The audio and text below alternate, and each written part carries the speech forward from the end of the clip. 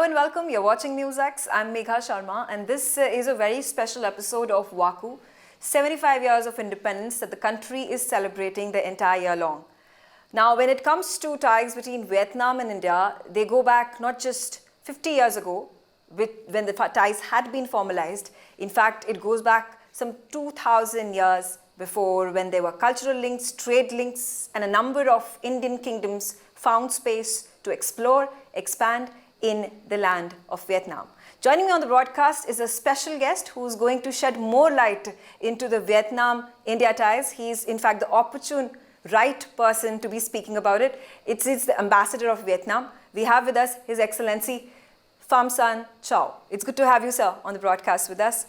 And my first question, of course, is going to be about taking a look back into our historic ties 2,000 years ago, when it was Buddhism that came to be spread in South Asia, Southeast Asia particularly, from India, and how Vietnam was particularly impacted by these cultural ties that India brought about on its shores, and that led to trade ties to be built as well.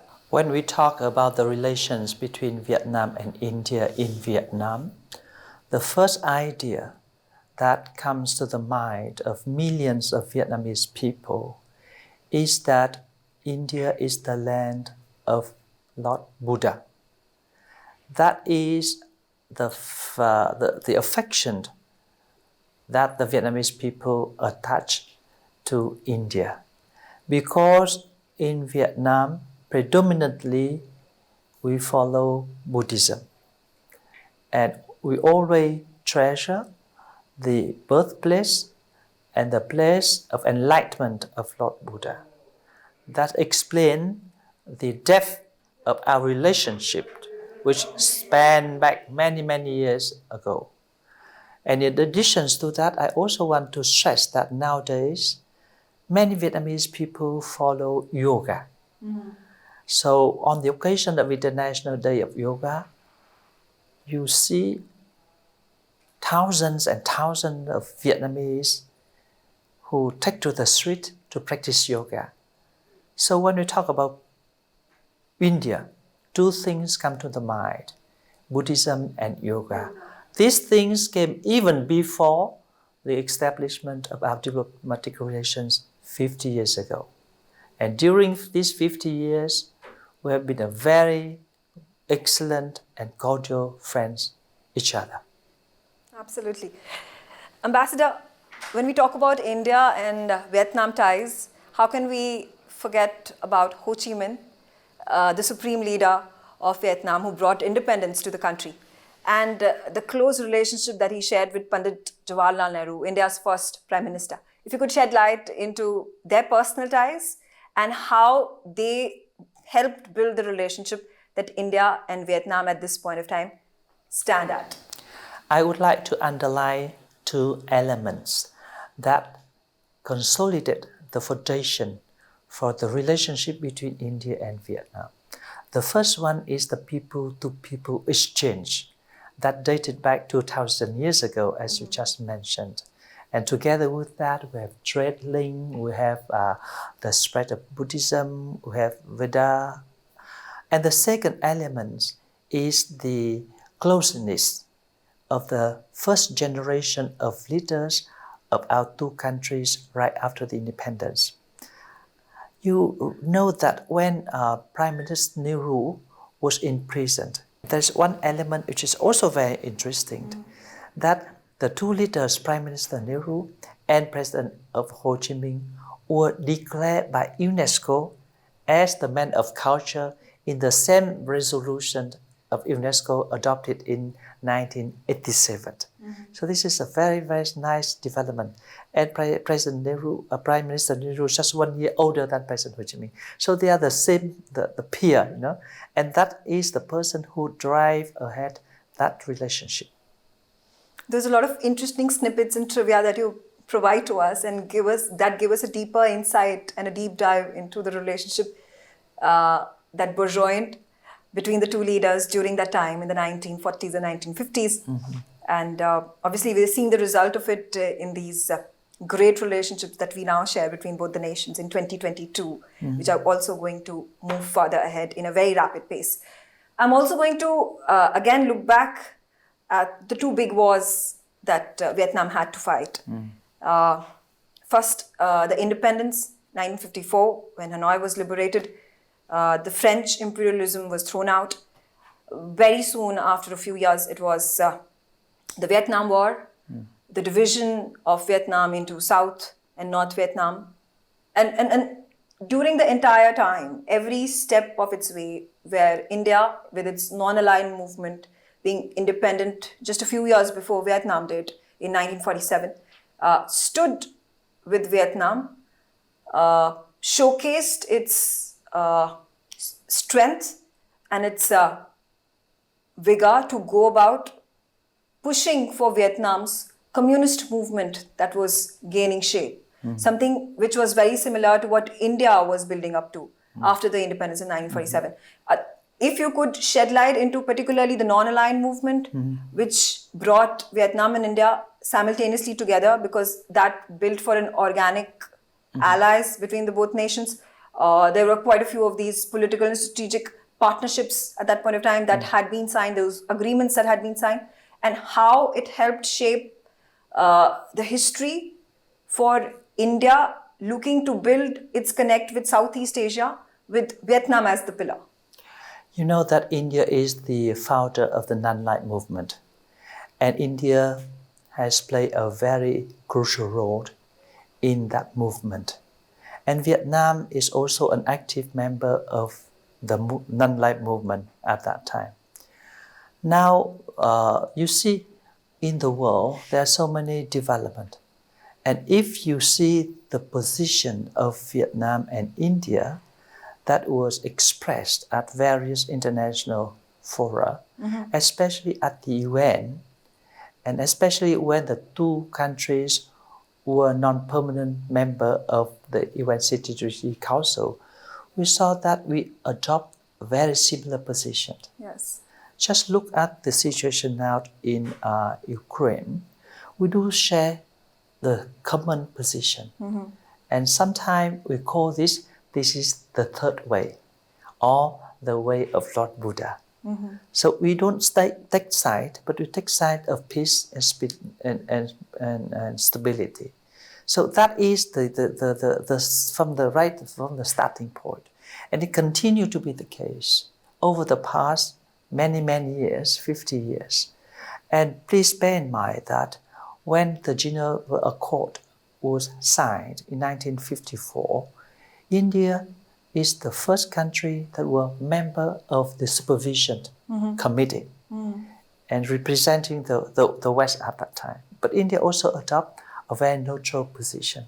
So on the basis of that similarity in terms of position vis-a-vis regional and global affairs, we develop a very strong relationship, because we think that we need to stand for peace and stability. And on the basis of that, what we call later a convergence of strategic interest, we have developed our relation much further. And as we are speaking, the relationship between Vietnam and India have reached the highest level in our classification in foreign policy, namely the comprehensive strategic partners. And in the world, we have only three for Vietnam. And in that comprehensive partnership, we develop different pillars, and ranging from political to high-ranking delegation exchange, to defense cooperation, to trade, economic, tourism, to science cooperation, and especially promotion of people-to-people contacts. So Absolutely. There's a wide range of cooperation between our two countries, starting from the point that we share a lot of similarities when we look at the world. There's an interesting term that you use. You said a foreign policy that again aligns India and Vietnam, and that's the third way. In this new world order, with the Ukraine-Russia war that has come to fore, the COVID situation that has again brought about change in supply chains, is there a space for a third block to be built in view of similar thought policies, similar non-aligned policies? And is there at this point of time relevance of non-aligned movement or now non-aligned ideology to still prosper? I think that as we look at the world today, we see that the interests between and among countries are intertwined. So it's a line of interest on a number of issues. Perhaps this country align with this country on that matter, and they align with another country on the other matters. That's why there are so many grouping, regional grouping, at the macro level, at the regional level. You see here ASEAN, BIMSTEC, then Quad, G7, G20, and BRIC, Shanghai Cooperation. Yeah. There's so many, small grouping, or Ganga, Mekong River. So it's very difficult in this way, to define clearly that there are two pillar or three pillar. Okay. So it depends on how you look things. Sometimes at that matter, the position of those countries are similar, but they not may be the same when they look at the other issue. So I would not call that the world should be divided into two or three blocks. But better respect the diversity in unity. Okay. Very well put out. I'm going to now move to the strategic aspects of the groupings that you've mentioned, the multilaterals, the quadrilaterals, the trilaterals, and particularly when it comes to the Indo-Pacific region and the Indian Ocean region. Quad is something that has been spoken about. There have been near formalization of Quad that has taken place. There was a meeting of the top leaders of Quad nations that took place in Japan very recently. How do ASEAN nations and Vietnam look at these developments that are taking place? Vietnam joined ASEAN in expressing its desire not to take side on any regional grouping or global grouping. And Vietnam also have a policy of 4-no. We don't join any military alliance. We don't go with one country to fight against other country. And we don't let our territory to be used by another country to fight a third country. And we don't use the force. So those are the principles which are fundamental for Vietnam and for many countries in the region as well. For the Indo-Pacific as well as for Quad, we join the ASEAN statement about those matters.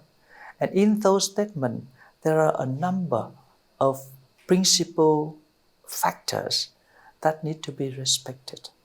Number one, in any involvement of the situation, we want to see that international law need to be respected. Yeah. Number two, we need to respect the centrality role of ASEAN. And number three, we need to work together for peace and stability. And we should not resort to the force or the use of force for the settlement of any issues or dispute. So those are the basic principles. So no matter what is the group is coming up, it's depend on the situation of that. That time, and as well as depending on the interest of the countries involved. But we remained with those principles. So as long as we adhere to this principle, I believe that peace and stability in the world will be respected and prevail. Since you talk about UN clause and the prosperity of the region, where there is free trade that takes place, where sovereignty of a nation's territory is not violated, but that is something that unfortunately Vietnam has had to witness, and so has India at this point of time when it comes to a line of actual control and the standoff that has continued since 2020. And in both the circumstances, the country that has attacked both the nations, Vietnam and India, has been China, which has illegally then taken over the maritime territories of Vietnam. It has usurped territories, called it its own, violating the UN clause. What are the actions that are being taken by the Vietnamese government, by the Vietnamese coast guards, to be able to stop Chinese aggression that could further then escalate the situation? Well, there are two aspects on the questions you put to me. The first one is that Vietnam attached importance to relations with the neighboring countries, with the major power countries, and we want to be friends with all countries across the world. With that foreign policy, we give very important attachment to not only allow Cambodia, but also China, which is our neighbor, and also India, which is our extended neighbor. And number two, we also opt for the principle of non-interference into internal affairs and not use of force. And we call all the party concerns to subscribe to that fundamental law defined by the UN Charter. Namely, you need to respect sovereignty and territorial integrity of all countries. Yes. And if there's any dispute, all these disputes need to be addressed either diplomatically or through the legal means. And it should be means of dialogue and peace, not through use of force. So those are the major principles that countries like Vietnam subscribe to consistently. Absolutely. We're talking about the strategic ties and the partnership that has been formalized just a few years ago. And we talk about the Indo-Pacific Oceans Initiative. And I'm particularly going to put focus on the defense ties that both nations have shared. And that is important as well. There are a number of lines of credit that have been issued by India to Vietnam. There is Make in India investment that has taken place. I'll also speak about the multilateral naval exercises that have taken place, the interoperability of the military bases in India and in Vietnam. What is the aim when it comes to the armed forces of Vietnam and India to go about coming up with these initiatives and drills? Look, at this comprehensive strategic partnership, cooperation in defense between Vietnam and India constitute one of the most important pillars. Why? Because as I put it right at the beginning of the interview, we share convergence of strategic interests. That's number one. Number two, we have been friends and maintain a cordial relationship since very long. Yes. Therefore, we think that is on the basis of mutual trust, we advance defense in cooperation. And defense cooperation varies from defense production, from sharing technology to training, to skill development, technology transfer, and even joint exercise. We are very pleased that Vietnam, for the first time, sent a Navy ship to participate in the mainland exercise in Visakhapatnam.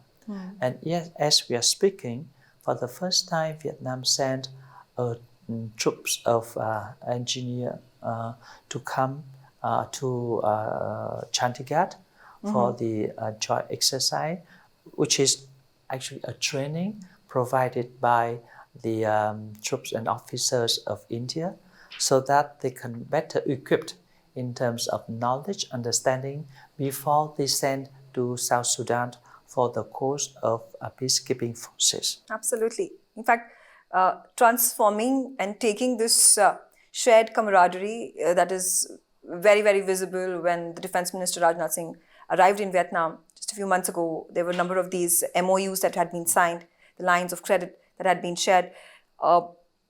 Do you think since 2014 there has been an increased aggressiveness in terms of speeding up the pace at which both nations are building themselves and also building their bilateral ties? I say yes. Since the arrival of Prime Minister Modi, the relationship between the two countries have been strengthened. But in all the fronts, our trade value have reached 15 billion US dollar, which is a remarkable achievement. In terms of tourism, can you imagine that the number of visitors coming from India to Vietnam has increased 24 times? Before we issue only 250 visas per day. Now there is a peak day, we provide 6,000 visas. And before my arrival, there's no single direct link between India and Vietnam. We have to stop over either Bangkok and Singapore with 7 hours layover. Yeah. Now we have 17 direct air link between major cities. And we see major companies like Adani, HCL, a pharmaceutical company expressing their keen interest in doing business and investing in Vietnam. Yes. So all this is changing quite rapidly over the past 8 years since the arrival of the current administration. And because of that in 2016, also during the first government of Modi I, we decided to uplift our relationship to the comprehensive strategic partnership. Absolutely. Absolutely. I'm going to shift my focus to the subcontinent and particularly the economic and political turmoil that has been witnessed in Sri Lanka. There has been a lot of commentary that has been made with regards to the Hambantota port and the Colombo port that have been given on lease for 99 years to China, to Chinese companies that are then affiliated to the Chinese Communist Party, which has led to the downfall and the degradation to the level that Sri Lanka is witnessing right now, that it is at this point of time soliciting a loan from IMF, which continues to at this point of time ponder over how to go about doing it in terms of a very shaky political system in place. There's something, I don't know if I could call it similar, but in Cambodia, China is helping Cambodia build a naval port in Siem. Do you fear that this could be another expansionist exercise that China is undertaking under its debt trap diplomacy, as has been witnessed, like I gave you the example of Sri Lanka. There are a number of examples in Africa. There's something that has happened in Nepal. In Pakistan, we understand that. In terms of foreign policy, we give top priority to our neighbors. And then we give second priorities to the major powers. And China enjoys these both priorities. So we give importance to developing the relations with China. And of course, we still have a number of issues that remain to be addressed. But on the overall, it is a good relationship. And we also have a comprehensive strategic partner with China. So it very much depends on the countries that entertain the relations with China. Okay. I'm not in a position to comment on other countries' foreign policy. But as far as Vietnam and China, we are doing quite well. In the same way, we are doing very well with India. And it's also our foreign policy to be friends with all other countries, even the former foe of Vietnam, namely the American and long back the French. So if you see, and also other countries that joined the US during the war in Vietnam. Yes. If you've looked at that, I think that Vietnam is remarkable in terms of tolerance and also in terms of putting the past behind and making forward in the future for the sake of our bilateral relations. So we are optimistic of the situation, although we should not, we should be always vigilant in order to make sure that international law will be respected and upheld. Absolutely. Well said, His Excellency. And before I actually conclude this interview with you, I would like to understand from you, and what is that one message that you would like to give to Indians on its 75 years of completing independence. This is the 76th year, and also the golden jubilee ties of Vietnam and India. I would like to wish the people and government of India a great success. Indian people are inspirational people. You have a long march towards the current situation today. You are going to be the third largest economy in the world. You are going to be the most populous country in the world. Over the past few years, you have shown India is truly a deserving global power in the world. Perhaps you follow the middle way, as some put it out, but we are very pleased to see India is playing a very big role in the international arena, and the people of India are doing very well in terms of GDP growing, in terms of spreading its value, which is very human-centric.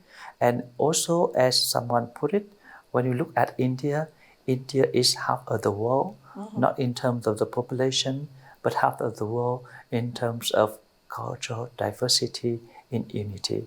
So on this auspicious occasion, I would like to wish every single Indian and the Indian government the best of luck and the very bright future ahead.